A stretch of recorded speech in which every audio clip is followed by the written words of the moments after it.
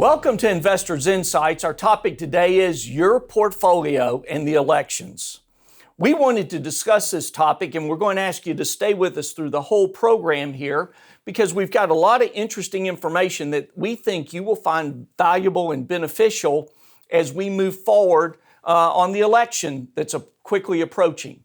We're hearing a lot of people voicing concerns, anxieties, the list goes on, and we want to give you some insight on what we're watching as we approach the election, as well as how it ties to the economy, the markets, and your portfolio. So starting off, Trey, you started our meeting off this morning with some incredible data that I want you to share with our viewers.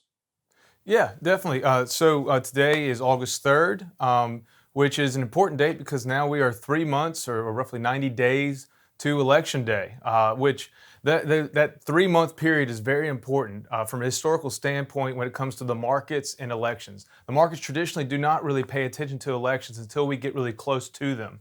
And so going back to 1928, the S&P 500 performance in these 3 months has predicted the outcome of the election 87% of the time. So it's only been wrong 3 times. It has correctly predicted the outcome of the election in every election since 1980.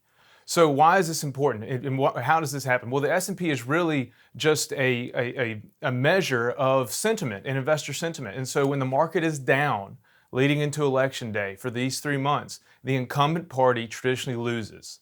When the market is up leading into the Election Day, the incumbent party wins. And so it's in this election cycle, it's going to get very, very rough. There's going to be a lot of news coming from both sides. And if you really just want to be calm and sit back, not watch all the debates, not watch the conventions, just watch the market. So on Friday, the S&P 500 closed at 3,271. So if you want to kind of turn off your TV, maybe just watch some Netflix or some online video and just kind of enjoy your time. If the market is above 3,271, then that is indicative that the incumbent party or President Trump is going to win. If the market is below that level, then that is indicating that the incumbent party, President Trump, is likely to lose the election come November 3rd. And so, if you just want to just kind of watch the market, it has a really good predictive measure. Just kind of watch that level. And we think it'll be very informative. It has been. It was right in 2016 when almost everyone else was wrong. And it really broke late the last 2 weeks, really the last 10 days before the election in 2016. The market traded down almost every day. And then we saw a surprise upset. So kind of ignore the polls, maybe save some health and enjoy the fall and just kind of watch the S&P. And I think that's great advice. There's a lot of noise and information just bombarding people and they're reacting to, well, does that impact my portfolio? Does that impact my portfolio? How does that impact my life? And the reality of it is that there's some ways to remain calm through all of this. Bobby, you talked about, well, this is information that doesn't sound that positive right now. And the volatility it could create in a portfolio or in the markets. Talk about the unemployment and some of the other data that everybody's going to be experiencing or hearing this next few weeks. Yeah, last week we saw a report on consumer confidence declining in July. Weren't too shocked to see that, considering the virus has come back pretty strong, especially in certain cases. But we're watching that carefully because of what is happening in Washington, D.C. this week. So additional unemployment benefits expired last week. And as of the weekend, the Congress was not close to a deal to get that extended. And that's a big deal. So until we get a deal done, we can see volatility pick up because no deal will mean $12 billion per week out of consumer spending power. That's a big number. So we're seeing increased unemployment claims, decreasing consumer confidence. So we're starting to see the consumer deteriorate a little bit here. So very careful to see what happens in Washington this week and how it impacts your portfolio.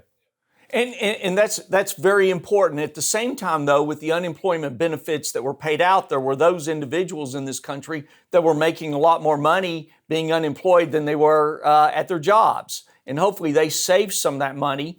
And that's where Ashley countered then. And Ashley, I'm going to bring you in here to just talk about the stimulus itself. So what appears at the moment to be something very crucial, there are other things going on behind the scenes that may have already occurred that will keep the momentum going. So Ashley, talk about the stimulus and how it relates to the economy, the markets, and portfolios now. Happy to, Greg. When you go back and look at it at a 35,000 foot level, if you rewind back to March and April when all this started, the administration, including Secretary Mnuchin, they designed all of this stimulus for an unemployment amount in the United States, at least for a while, of 40 to 50 million people. That was the design initially. That's the level of stimulus we put in. The good news here on August 3rd is we didn't get anywhere near that. We got up to close to about 30 million, and then we started to hire people again. So we've got a good bit of reserve in the tank, Greg, we feel, because of the way it was initially designed and what was put in. It never got as bad as the original design of the stimulus anticipated. In addition to that, if you drill down on July a little bit, there's a lot of popular press out there with the surge in the cases, and that's important. Right. But the sense is that kind of the recovery sort of fell apart. It didn't. We still had a good jobs growth number in July. The housing market, Greg, as you know, is red hot right now. Our manufacturing index has gone from a deep contraction back to even and expanding again. And when you put all of that together, we're on track just fine. But as we go into the fall, we've got a lot of reserve in the tank still in stimulus from the way we originally designed it, where we thought it was going to be much worse than it really was. And that's great insight that ties right into what Bobby was talking about the unemployment benefits.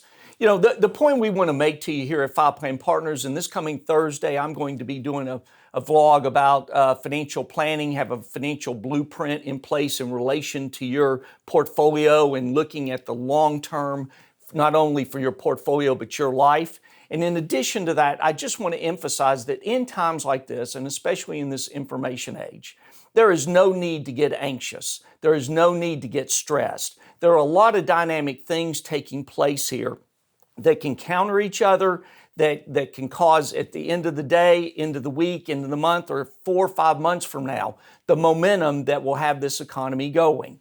And so we're going to keep you updated on that with the understanding that anxiety is worry with anticipation.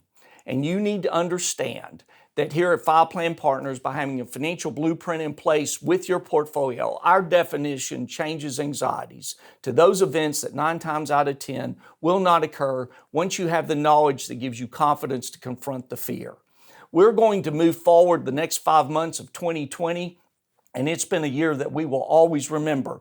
But just know we want to keep you informed in how it relates to your portfolio and not all this noise that's out there that causes you stress and anxiety, and you really don't need to be worrying about it. You need to understand, follow the S&P 500, look at some of these other indicators that we've talked about, and that will help you get through this as we navigate these times. Continue to watch us on social media. We are putting a lot of information out. We're going to continue doing these vlogs.